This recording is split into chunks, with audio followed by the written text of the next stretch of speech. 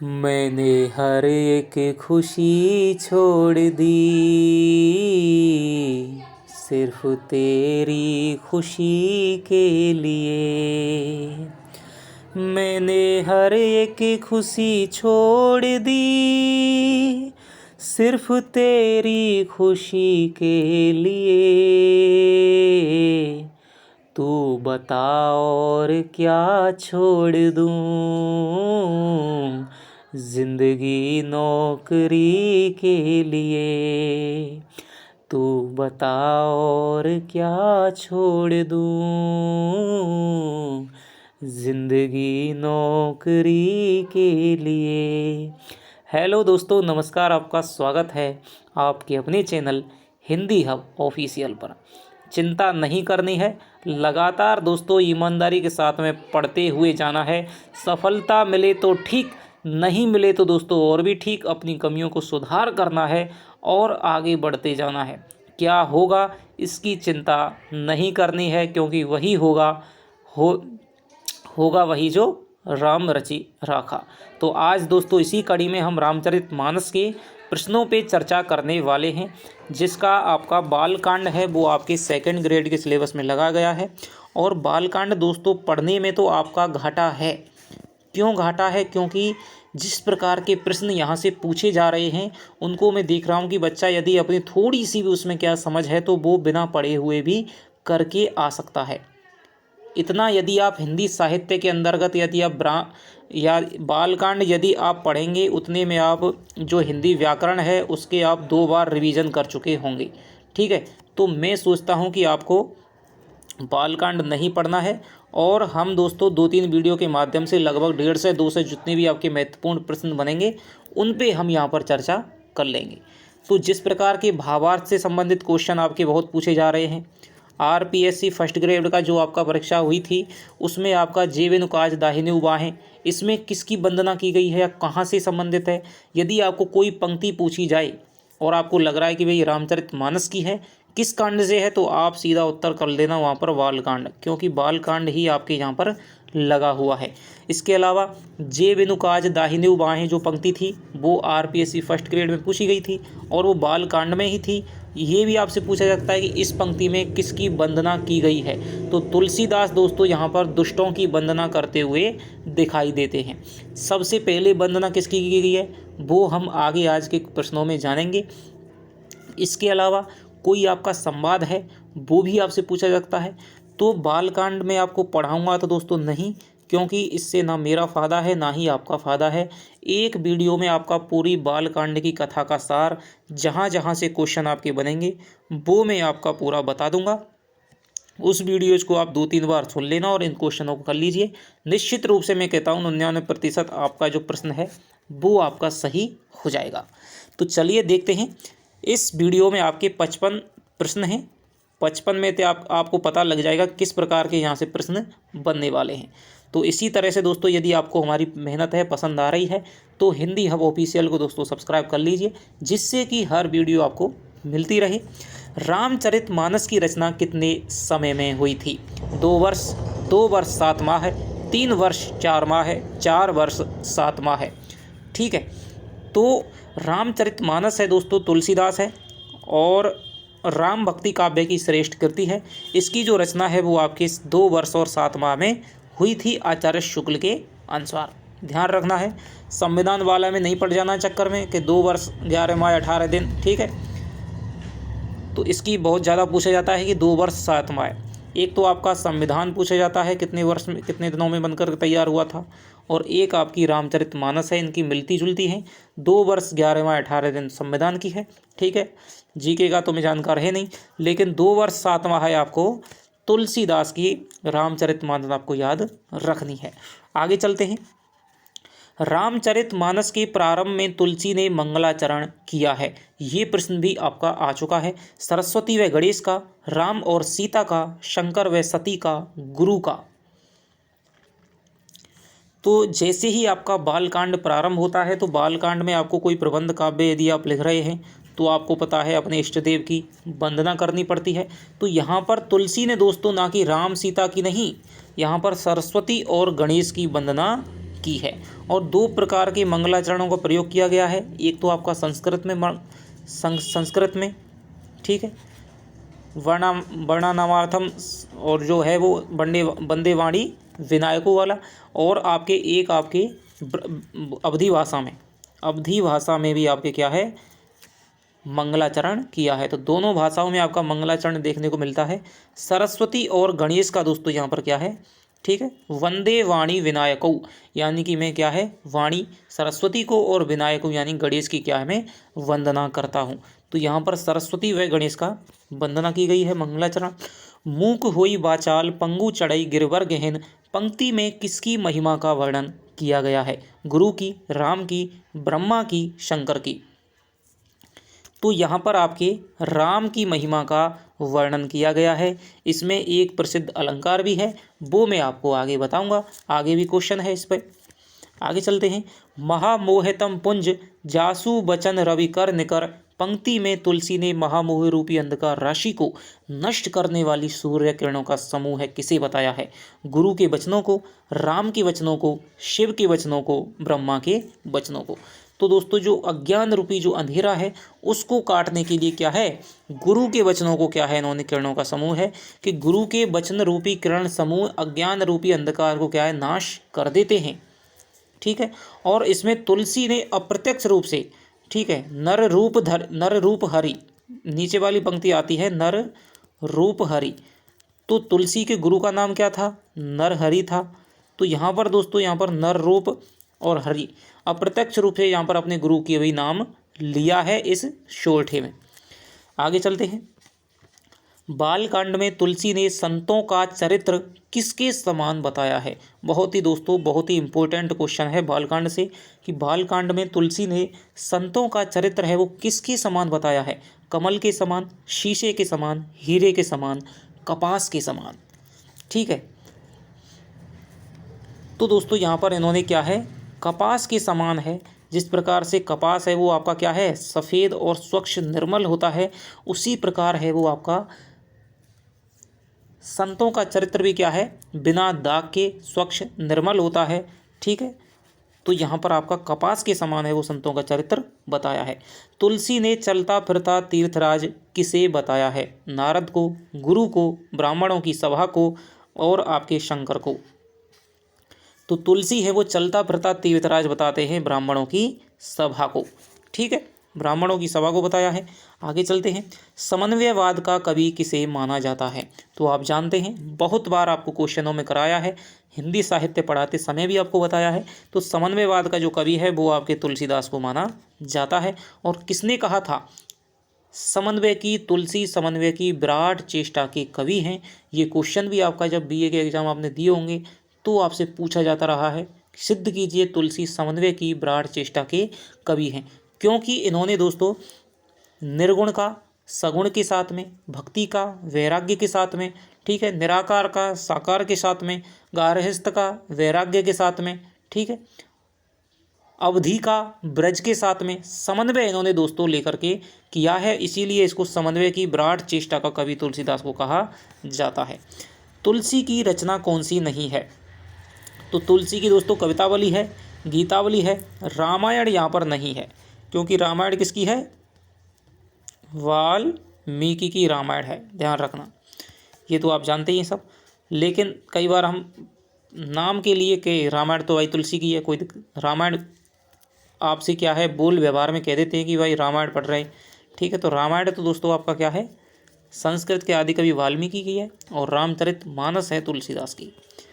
असंगत कथन का चयन कीजिए। कृष्ण गीतावली की भाषा ब्रज है, गीतावली की भाषा अवधि है, वर्वे रामायण की भाषा अवधि है, रामलला नेचू की भाषा अवधि है। तो यहाँ पर हम देख सकते हैं दोस्तों, कृष्ण गीतावली की भाषा ब्रज है, बिल्कुल सही है, वर्वे की अवधि है, और रामलला नेचू की अवधि है। तो दोस्तों मैं आपको एक थोड़ी सी आपको ट्रिक बता देता हूँ कि जिनके पीछे ई आए, ठीक है, चाहे वो आपकी गीतावली है, ठीक है, या फिर जिनके पीछे आपकी आ आए, ठीक है, उनकी भाषा तो हो जाएगी आपके ब्रज, और जिनके पीछे और कोई अक्षर आए या और कोई मात्रा आए उनकी भाषा हो जाएगी सबकी अवधि भाषा। जैसे कि राम रामचरितमानस है, अवधी भाषा है। बरवे रामायण है, अवधी भाषा है। रामलला नेचू है, अवधी भाषा है। पार्वती मंगल है, अवधी भाषा है। जानकी मंगल है, अवधी भाषा है। ठीक है। कृष्ण गीतावली है, विनय पत्रिका है, कवितावली है। इन सब की भाषा क्या है आपके दोहावली है। इन सब की भाषा आपकी ब्रज है। ये आपको याद रखना है। लोकनायक किसे कहा जाता है? लोकनायक किसे कहा जाता है? तो दोस्तों कबीर को, सूरदास को, तुलसीदास को, जायसी को। तो तुलसीदास को कहा जाता है। और किसने कहा है? HP द्विवेदी ने, जिन्हें कि मैं हजारी प्रसाद द्विवेदी कहता हूँ, HP द्विवेदी ने। तुलसी क्योंकि समन्वय की विराट चेष्टा के कवि हैं, इसलिए वे लोकनायक हैं। तुलसी को कलिकाल का वाल्मीकि किसने कहा है? तो दोस्तों तुलसी को कलिकाल का जो वाल्मीकि है वो आपके कहा है नाभा दास ने कहा है भक्तमाल में। तुलसी को मुगल काल का सबसे बड़ा आदमी किसने कहा है? ग्रियर्सन ने, स्मिथ ने, मिस्र बंधुओं ने, नाभा दास ने। तो तुलसी को जो मुगल काल का सबसे बड़ा आदमी है वो आपके किसने कहा है? स्मिथ ने कहा है। ये तो आप साहित्य के अंतर्गत करते ही रहते हैं इस प्रकार के प्रश्नों को तुलसी संबंधित। रामचरितमानस का महत्व आज भी क्यों है? भक्ति साधना के कारण, राम की लीला गायन के कारण, जीवन मूल्यों के निर्धारण के कारण, सगुण भक्ति और लोक मंगल की कामना के कारण। तो दोस्तों बहुत ही अच्छा प्रश्न है। इस प्रकार के आपके प्रश्न हैं वो पूछे जा सकते हैं, क्योंकि RPSC वाले भी जानते हैं कि भाई बालकांड है वो सबसे बड़ा कांड है और इसको बच्चे के लिए पढ़ पाना सहज नहीं है। उन्होंने लगाया है किस लिए कि भाई आदमी थोड़ा सा क्या है रामचरितमानस को जाने। ठीक है। हिंदुओं का धार्मिक ग्रंथ है। ठीक है। और यदि परीक्षाओं में लगाया जाएगा तो थोड़ा सा तो क्या है इसका ज्ञान तो उसको प्राप्त होगा नहीं, वरना हम क्या है जब हमारे घर में रामायण वगैरह बजती है तभी हम रामायण को देखते हैं, उसके बाद में तो कभी नहीं देखते हैं। आप में से कौन है जो जिसने प्रतिदिन रामचरितमानस का पाठ है वो किया है, या फिर जिसका नियम था पाठ करना, जिसको पाठ करना अच्छा लगता है तो वो कमेंट में लिख करके बताइएगा। तो रामचरितमानस का दोस्तों महत्व आज किस लिए है? लोक मंगल की कामना की है और सगुण भक्ति को इसने स्थापित किया है। राम का जो आज राम के अवतार के रूप में जो आपका रूप है वो रामचरितमानस ने ही स्थापित किया है, क्योंकि सबसे पहले आदि कवि वाल्मीकि ने रामायण लिखी थी। उसमें दोस्तों राम का जो मानव रूप था, ठीक है, मानवीय रूप से दिखाया गया था। उसके बाद में भभूति ने उत्तर रामचरितमानस लिखी थी। ठीक है। उसमें भी आपको मानवीय रूप में दिखाया गया था। और कबीर हैं वो भी क्या है, राम नाम का मरम न जाना कौशल्या सुत दशरथ सुत क्यों लोक बखाना, राम नाम का मरम न जाना। इस प्रकार से कहते हैं कि राम है वो दशरथ वाले राम नहीं है, मेरे राम तो क्या है निर्गुण निराकार ब्रह्म है। लेकिन तुलसी ने दोस्तों क्या है राम को भगवान के रूप में स्थापित करने का कार्य किया था। और उसके बाद में फिर आपके राम काव्य पर जैसे जो आपके साकेत है, साकेत भी आपका महत्वपूर्ण प्रबंध काव्य है, वो भी लिखा गया था, साकेत लिखा गया था। इसके अलावा एक संशय की एक रात है, वो लंबी कविता है नरेश मेहता की, वो भी लिखी गई थी, जिसमें क्या है आधुनिक संदर्भों में क्या है राम की कथा को प्रस्तुत किया गया है। आगे चलते हैं। तुलसी की भक्ति भावना किस प्रकार की है? सख्य भाव की, मधुर भाव की, दास्य भाव की, श्रृंगार भाव की। तो दोस्तों तुलसी की जो भक्ति भावना है वो आपकी ऐसी हो जाएगी दास्य भाव की हो जाएगी। मज्जन फल पेखिए तत्काला, काक होई पिक बकऊ मराला। पंक्तियों में तुलसी ने किसकी महिमा का वर्णन किया है? सत्संग की महिमा का, गुरु की महिमा का, प्रभु श्री राम की महिमा का, ब्रह्मा की महिमा का। तो यहाँ पर काक होई पिक बकऊ मराला कि जो कौवा है वो तो क्या है पिक यानी कोयल हो जाता है, और बगुला है वो हंस हो जाता है। किसके कारण दोस्तों? सत्संग की महिमा के कारण। ठीक है। आगे चलते हैं। उपजई एक संग जगमाही, जलज जौक जिमि गुण बिलगाही। पंक्तियों में तुलसी ने कमल व जौक के समान जगत में साथ साथ जन्म माना है। तो इसी प्रकार के आपके भाव सौंदर्य से संबंधित क्वेश्चन आएंगे। इसमें तथ्यात्मकता ऐसी कोई खास है नहीं, कोई बहुत ही ज़्यादा होगा वही आपसे कोई पूछा जा सकता है। ठीक है। तो आपको पंक्ति दे करके या तो उसका अर्थ पूछा जाएगा या फिर उसमें क्या बताया गया है भाव पूछा जाएगा। तो उपजई एक संग जगमाही, जलज जौक जिमि गुण बिलगाही। पंक्तियों में तुलसी ने कमल व जौक के समान जगत में साथ साथ जन्म किसका माना है? तो ज्ञान व अज्ञान का, संत व असंत का, और सुख व दुख का, पाप व पुण्य का। तो यहाँ पर दोस्तों जिस प्रकार कमल जन्म लेता है उसके साथ ही जोंक जन्म लेती है, उसी प्रकार दोस्तों जगत में संत और असंत हैं वे एक साथ जन्म लेते हैं। आप ये नहीं कह सकते कि इस दिन आपका संतों का जन्म होता है और उस दिन संत और असंत हैं वो दोस्तों साथ साथ आते हैं। दुनिया में यदि संत भी हैं तो क्या है उस असंत भी दुष्ट भी मिलते हैं। तुलसी के अनुसार बुरे रूप में भी अपने गुणों के कारण आदरणीय कौन होते हैं? सत्पुरुष, भक्त, भगवान, दुर्जन। तो यहाँ पर दोस्तों अपने बुरे रूप में भी गुणों के कारण भी दोस्तों क्या है सत्पुरुष हैं वो आपके क्या है आदरणीय होते हैं। आगे चलते हैं। मंगल भवन अमंगल हारी उमा सहित जेहि जपत पुरारी, पंक्ति में किसकी महिमा का वर्णन किया गया है? तो देख लीजिए आरपीएससी का पैटर्न बालकांड से इसी प्रकार का है और इसी प्रकार के प्रश्न बनाने की दोस्तों यहाँ पर मैंने कोशिश की है। तो मंगल भवन अमंगल हारी उमा सहित जेहि जपत पुरारी, पंक्ति में किसकी महिमा का वर्णन किया गया है? राम की, राम नाम की, गुरु की, ब्रह्म की। तो यहाँ पर दोस्तों आपके ये किया गया है राम के नाम की। ठीक है, राम के नाम की महिमा का यहाँ पर वर्णन किया गया है। क्या कह रहे हैं कि मंगल भवन अमंगल हारी उमा सहित, यानी कि उमा यानी पार्वती सहित, जपत मुरारी यानी कि जो शंकर हैं वो क्या है राम के नाम को जपते हैं। ठीक है, तुलसी के अनुसार चमत्कार पूर्ण व उत्तम कवि द्वारा रचित होने पर भी काव्य कृति शोभा नहीं पाती है यदि उसमें। तुलसी क्या कह रहे हैं, यदि कोई बहुत बड़ी आपने काव्य लिख दिया है, बहुत ही चमत्कार पूर्ण है, अलंकारों का प्रयोग है, ठीक है, और बहुत ही अच्छे एक श्रेष्ठ कवि के द्वारा लिखा गया है, लेकिन फिर भी वो काव्य कृति शोभा नहीं पाएगी यदि उसमें गुरु महिमा का वर्णन ना हो, उसमें गणेश वंदना ना हो, उसमें लोक कल्याण की भावना ना हो, उसमें राम नाम का गुणगान ना हो। तो इसका जो उत्तर हो जाएगा दोस्तों वो हो जाएगा राम नाम का गुणगान ना हो। थोड़ा सा कई एक कह रहे थे कि भाई आप थोड़ा सर स्लो बोला करो, ठीक है, धीरे बोला करो। तो मैं आपसे कहना चाहता हूं कि आप जो डबल स्पीड में वीडियो को चला करके देखते हो उसको थोड़ा सा आप स्लो कर लीजिए, क्योंकि भाई मुझे एक वीडियो में 400 क्वेश्चन है वो कराने हैं। मान लीजिए साहित्य के 250 से 500 क्वेश्चन कराने हैं, तो फिर स्लो बोलने से दोस्तों नहीं हो सकता है, थोड़ा सा फास्ट तो चलना पड़ता है। और मैं इतना फास्ट बोलता हूँ उस पर भी आप क्या है दुगनी स्पीड करके देखते हैं, तो उससे दोस्तों कोई भी फ़ायदा नहीं है। तो थोड़ा सा यदि मैं आपको ज़्यादा बोल रहा हूँ तो आप थोड़ा सा वीडियो स्लो करके देख सकते हैं। आगे चलते हैं।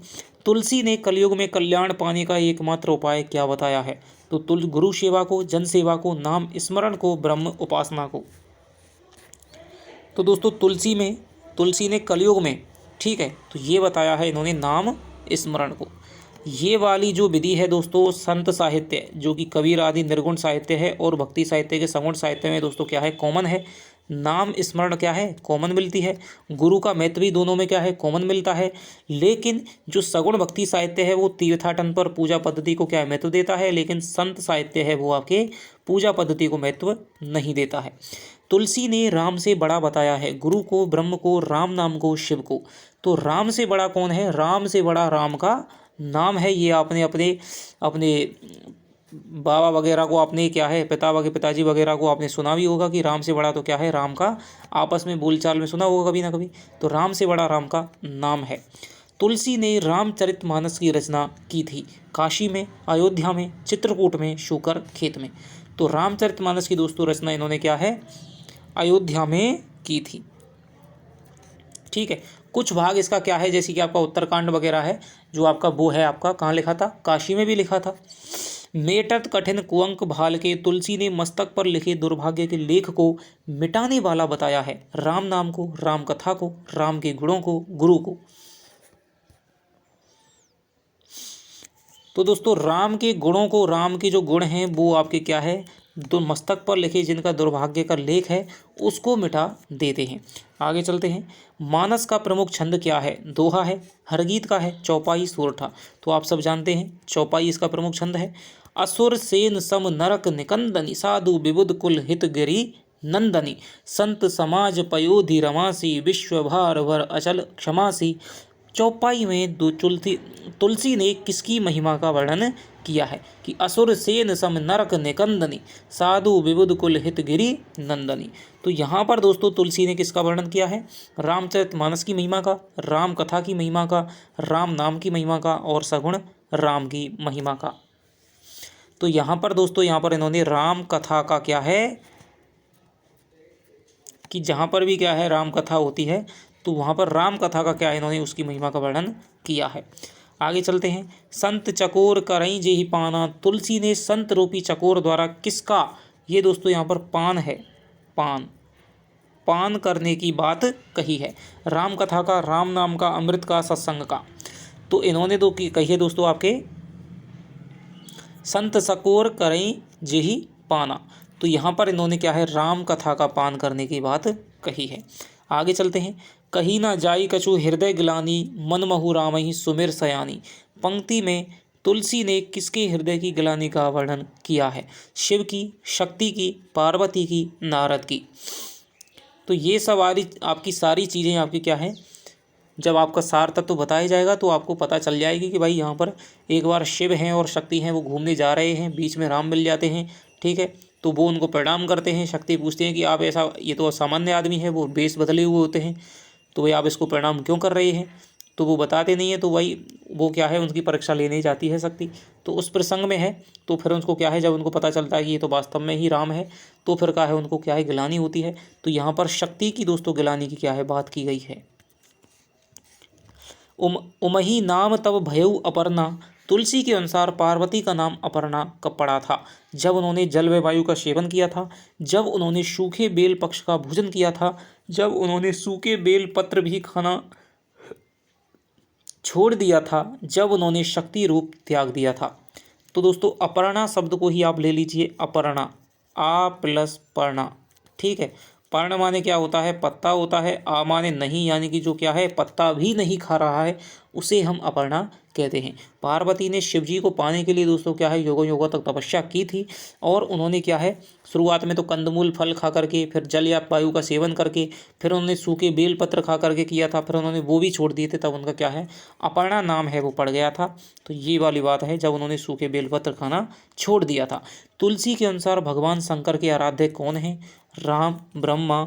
तो दोस्तों राम ही इनके क्या है ब्रह्म आराध्य हो जाएंगे। तुलसी ने जगत के माता पिता किसे बताया है? राधा कृष्ण को, शिव पार्वती को, राम सीता को, ब्रह्म को। तो दोस्तों जगत के जो माता पिता इन्होंने बताया है वो हो जाएगा क्या है शिव और पार्वती को, ठीक है। जगत के माता पिता ये आपको याद रखना है, शिव पार्वती को बताया तुलसी ने। तारक असुर समर जे ही मारा, तुलसी के अनुसार तारकासुर का वध किसने किया था? गणेश ने, राम ने, शंकर ने, कार्तिकेय ने, ठीक है। तो दोस्तों तारकासुर क्या है भयानक राक्षस था, और देवताओं को क्या है उथल पुथल किए रहता था। देवताओं ने कहा था कि भाई यदि शंकर यदि विवाह कर लें पार्वती से और उनका एक पुत्र हो, तो वही पुत्र है क्या है इनका वध कर सकता है। तो कार्तिकेय ने दोस्तों क्या है वध किया था तारकासुर नामक राक्षस का। बिनु पग चले सुने बिनु काना, बिनु बिनु बिनु कर्म करे, बिनु कर कर्म करई विधि नाना, ठीक है। तो पंक्ति में तुलसी ने किसका वर्णन किया है? कर बिनु कर्म करई विधि नाना। तो पंक्ति में दोस्तों तुलसी ने ब्रह्मा का, भक्त का और राम का। तो यहाँ पर दोस्तों यहाँ पर ये ब्रह्म का क्या है वर्णन कर रहे हैं कि जो बिनु पग बिना पगों के चलता है, यानी कि इसमें दोस्तों विभावना अलंकार का भी श्रेष्ठ ये उदाहरण है, ठीक है। बिना पगों के चलता है, बिना कानों के सुनता है, बिना हाथों के वो क्या है विभिन्न प्रकार के कर्म है वो करता है। तो यहाँ पर ब्रह्म हो जाएगा। आगे चलते हैं। कलप कोटि लगी जाही न पाए, तुलसी ने किसके सुंदर चरित्र को करोड़ों कल्पों में भी नहीं गाए जा सकने की बात कही है? तो यहाँ पर दोस्तों इन्होंने कहा है श्री रामचंद्र जी का जो चरित्र है वो तुलसी के अनुसार करोड़ों कल्पों में भी नहीं गाया जा सकता है, ठीक है। अजहू गाम सुरती जिनके लिखा, यहाँ तुलसी ने वेदों द्वारा किसकी मर्यादा का गान करने की बात कही गई है? राम तथा सीता, शिव पार्वती, मनु शत्रुपा, भगवान व भक्त। अजहू गाव सुरती जिनके लिखा, ठीक है। सुरती यानी कि वेद, ठीक है, जिनके कर्मों का क्या है बखान करते हैं। तो ये हो जाएगा दोस्तों राम तथा सीता हो जाएगा, सीता। आगे चलते हैं। नेति नेति जेहि वेद निरूपा, तुलसी के अनुसार वेदों ने नीति कह करके, ये दोस्तों निरूपण है, ठीक है। किसका निरूपण किया है? ब्रह्म का, शंकर का, राम का। तो यहाँ पर दोस्तों इन्होंने कहा है नेति नेति किसको कहा जाता है, वेदों में दोस्तों ब्रह्म को कहा गया है कि नेति नेति यानी अब नहीं, अब नहीं। राम लक्ष्मण वन में राक्षसों को समाप्त करने के लिए किस ऋषि के साथ में गए थे। तो इस प्रकार के जो आपके कथा से संबंधित यदि आपके तथ्यात्मक प्रश्न पूछे जाएंगे तो आप सबने तो रामचरितमानस है वो देख रही ही होगी, ठीक है, बार बार आपने देख रखी होगी। तो दोस्तों राम लक्ष्मण वन में राक्षसों को समाप्त करने के लिए किसके साथ जाते हैं, तो विश्वामित्र जी आते हैं और वो दोस्तों क्या है ले जाते हैं। विश्वामित्र जी क्या है यज्ञ कर रहे थे, लेकिन जो राक्षस हैं वो उसमें क्या है शराब वगैरह मदरा डाल देते थे, मांस के टुकड़े डाल देते थे। तो विश्वामित्र क्या है परेशान होकर क्या राजा दशरथ के पास में जाते हैं और कहते हैं कि भाई राम को मेरे लिए भेज दीजिए, ठीक है, राम और लक्ष्मण को, ठीक है। तो वो उनको लेकर के जाते हैं और तब है राम है वो क्या है उन राक्षसों का क्या है विनाश करते हैं। तासु दशा देखी सुखिन पुलक गातु जल नैन, राम लक्ष्मण के दर्शनों के कारण ऐसी दशा किसकी हुई, सीता की, सीता की सखी की, राजा जनक की, जनकपुर वासियों की। तो यहाँ पर जो सीता की जो तासु दशा देख सखिन है पुलक गात जलु नैन, तो यहाँ पर दोस्तों सखी की क्या है यहाँ पर दशा बताई जा रही है और सखी किसकी होगी, सीता की सखी हो जाएगी। आगे चलते हैं। दरस लागी लोचन अकुलाने, राम लक्ष्मण के दर्शनों के लिए किसके नेत्र व्याकुल हो गए थे। दरस लागी लोचन अकुलाने, राम लक्ष्मण के दर्शनों के लिए किसके नेत्र आकुल हो गए थे, सीता के, सीता की सखी के, विश्वामित्र के, राजा जनक के। तो यहाँ पर सीता के दोस्तों क्या है नेत्र हैं वो व्याकुल बताए गए हैं। सीए मुख शशि भय नयन चकोरा, तुलसी ने किसके नेत्रों को चकोर बताया है। तो सीए मुखी शशि यानी सीता का मुख है वो शशि यानी चंद्रमा है, तो नयन दोस्तों किसके चकोर के समान होंगे, राम के चकोर के समान होंगे। तो यहाँ पर उत्तर हो जाएगा आपके राम हो जाएगा इसका उत्तर। देखी सिय शोभा सुख पावा, हृदय सराहत बचनु न आवा, सीता के दर्शनों से यह स्थिति किसकी हो गई। देखी सिय शोभा सुख पावा, हृदय सराहत बचनु न आवा, तो सीता के दर्शनों से यह स्थिति दोस्तों आपके हो गई थी, किसकी हो गई थी, तो ये स्थिति हो गई थी आपके राम की, ठीक है। देखी सिय शोभा सुख पावा, हृदय सराहत बचन ना आवा, यानी कि हृदय में प्रशंसा करते जा रहे हैं लेकिन मुख पर क्या है वचन नहीं आ रहे हैं। तो यहाँ पर दोस्तों राम की ये स्थिति हो गई थी। जनु सोहत सिंगार धरी मूरत परम अनूप, यहाँ तुलसी ने किसके सौंदर्य का वर्णन किया है। तो यहाँ पर दोस्तों इन्होंने जनु सोहत सिंगार धरी मूरत परम अनूप, ठीक है। तो यहाँ पर इन्होंने क्या है राम लक्ष्मण के दोस्तों क्या है वर्णन किया है, राम लक्ष्मण के सौंदर्य का। आगे चलते हैं। उठे सकल भय बिकऊ भुआला, यहाँ समस्त राजा किसका विकराल रूप देख करके खड़े हो गए।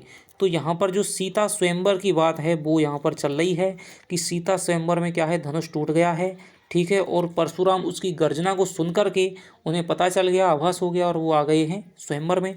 तो भय उठे सकल भय बिकल भुआला, यहाँ पर जो सारे राजा थे वो परशुराम को देख करके क्या है भय के मारे उठ गए थे, ठीक है, क्योंकि परशुराम ने क्या है बहुत बार है वो पृथ्वी को क्या है क्षत्रियों से विहीन कर दिया था। मुख छवि कही ना जाई मोहि पाई, जो बिलो की बहु काम लजाई, उपयुक्त पंक्ति में तुलसी ने किसके मुख की शोभा का वर्णन किया है। तो यहाँ पर राम की, लक्ष्मण की, सीता की, परशुराम की।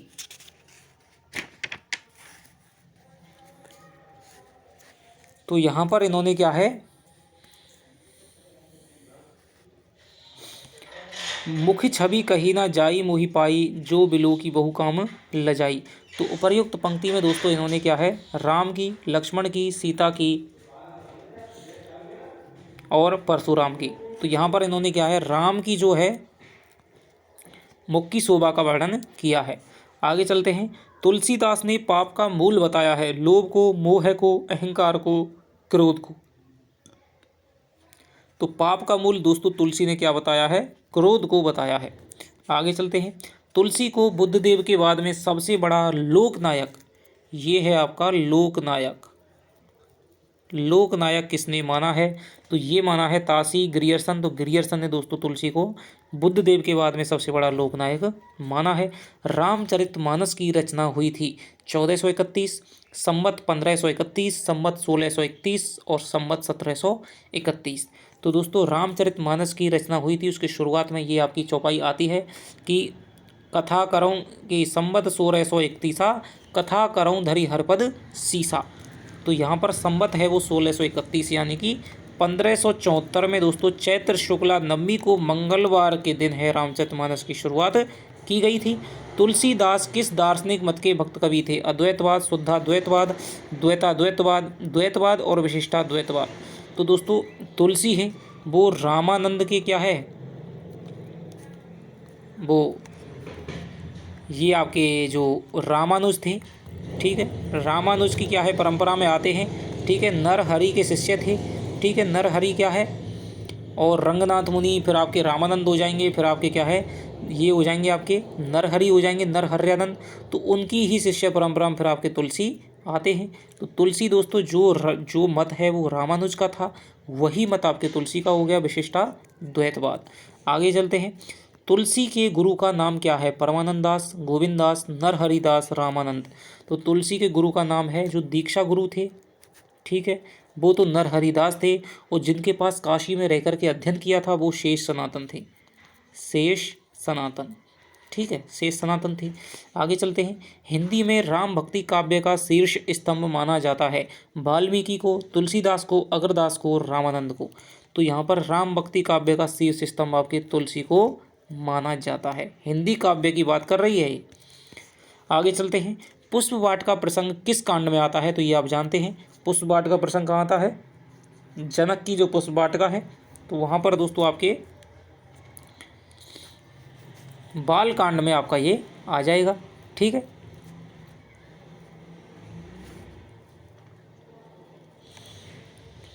आगे चलते हैं। बाल कांड में तुलसी ने किया है राम के बाल रूप का वर्णन, बिल्कुल किया है। राम के विवाह का वर्णन, बिल्कुल किया है। जीवन के उच्चादर्शों की स्थापना भी दोस्तों की है, तो यहाँ पर उपर्युक्त सभी आ जाएगा। आगे चलते हैं। मानस में किस रस की प्रधानता है? शांत की, वीर की, श्रृंगार की, करुण की। तो मानस में दोस्तों जो प्रमुख रस है वो हो जाएगा आपकी शांत रस हो जाएगा। महाकाव्यों में ज़्यादातर आपका क्या है, शांत रस ही आपका प्रमुख माना जाता है, ज़्यादातर रहता है। लेकिन जो भभूति की उत्तर रामचरित है उसमें दोस्तों करुण रस है, उसको क्या है स्थापित किया है उन्होंने। मूक होई बाचाल पंगु चढ़ई गिरवर गहन में कौन सा अलंकार है? विभावना, अतिशयोक्ति, विनुक्ति और आपका विरोधाभास, ठीक है। तो बताइए कौन सा अलंकार है? मूक होई बाचाल पंगु चढ़ई गिरवर गहन, यानी मूक है दोस्तों क्या है वो तो बाचाल हो जाता है, और जो पंगु यानी कि जो लंगड़ा है वो क्या है पर्वतों को चढ़ जाता है। तो यहाँ पर विरोधाभास देखने को मिल रहा है कि भाई लंगड़ा है वो पर्वत कैसे चढ़ सकता है, और जो गूंगा है वो वाचाल कैसे हो सकता है। तो यहाँ पर विरोधाभास अलंकार देखने को मिल रहा है। आगे चलते हैं। राम नाम में आने वाले अक्षरों को तुलसी ने क्या बताया है? तो इस प्रकार का दोस्तों बहुत उसमें लंबा खंड चलता है, ठीक है। कौशल्या देसी प्राची, ठीक है। तो यहाँ पर इन्होंने क्या है उपमाएँ दी हैं। संतों को क्या है कपास कहा है, कौशल्या को प्राची दिशा के समान बताया है। इसी प्रकार से राम नाम में आने वाली जो अक्षर हैं रे और में, इनको किस महीने के समान बताया है? आषाढ़ व श्रावण, सावन व भादों, चैत्र व वैशाख, पौष व शुक्ल। तो यहाँ पर दोस्तों इन्होंने राम नाम में आने वाले अक्षरों को सावन व भादों महीने के समान है वो बताया है। आगे चलते हैं। जो एही बरई अमर सोई होई, यह कथन किसके संबंध में कहा गया है? सीता के, पार्वती के, विश्वमोहिनी के, शंकर जी के। तो ये जो दोस्तों कथन है वो आपके विश्वमोहिनी के संदर्भ में कहा गया है। विश्वमोहिनी है, ठीक है। तो उसकी क्या है नारद जी क्या है उससे क्या है प्रेम कर बैठते हैं और उसकी सभा में उसके स्वयंवर में चले जाते हैं। लेकिन जो विष्णु है उन्होंने नारद को दोस्तों क्या है हरि रूप दे दिया था। हरि यानी कि बंदर, हरि का अर्थ विष्णु भी होता है, हरि का अर्थ होता है बंदर भी होता है। तो बंदर का रूप दे दिया था, और इसीलिए जो विश्वमोहिनी है नारद जी को पता नहीं था, ठीक है। विश्वमोहिनी है और क्या है उनके गले में माला नहीं डालती है, ठीक है। तो नारद को बड़ा आश्चर्य होता है। तब जो शिव के गण हैं वो भी वहाँ पर थे उस स्वयंवर में, वो उन पर हंसते हैं। जो नारद हैं वो अपनी पानी में अपने जब चेहरा देखते हैं तब उनको पता चलता है कि मेरे साथ में क्या मजाक हुआ है। तब वो विष्णु को श्राप देते हैं, जिस प्रकार से तुमने मेरा मजाक उड़ाया है उसी प्रकार से क्या है तुम्हें भी आगे चल करके अपनी पत्नी के वियोग में क्या है कष्ट सहना पड़ेगा। इसी उक्ति को सिद्ध करने के लिए, नारद के शाप को सिद्ध करने के लिए ही क्या है राम का जन्म अवतार क्या है लिया गया था। इस प्रकार की कई अवतार की कथाएं हैं कि भाई राम का जन्म है, विष्णु ने राम का अवतार है वो क्यों लिया था। तो उसमें कई कथाएं आती हैं जिसमें से एक कथा नारद की कथा भी है। तो ये विश्वमोहिनी के रूप बारे में कहा गया है। तो ये दोस्तों आपके क्या है 75 प्रश्न थे। आपको कैसे लगे कमेंट में करके बताइएगा, ठीक है। और जितनी जल्दी दोस्तों इस पर क्या है 2000 व्यूज हो जाएंगे, उसके बाद में हम अगली वीडियो है रामचरितमानस की मैं आपको डाल दूंगा, तो बिल्कुल भी आपको चिंता नहीं करनी है। तो चलिए आपसे मिलता हूँ अगली वीडियो में, तब तक के लिए दोस्तों बाय बाय, जय हिंद, जय भारत।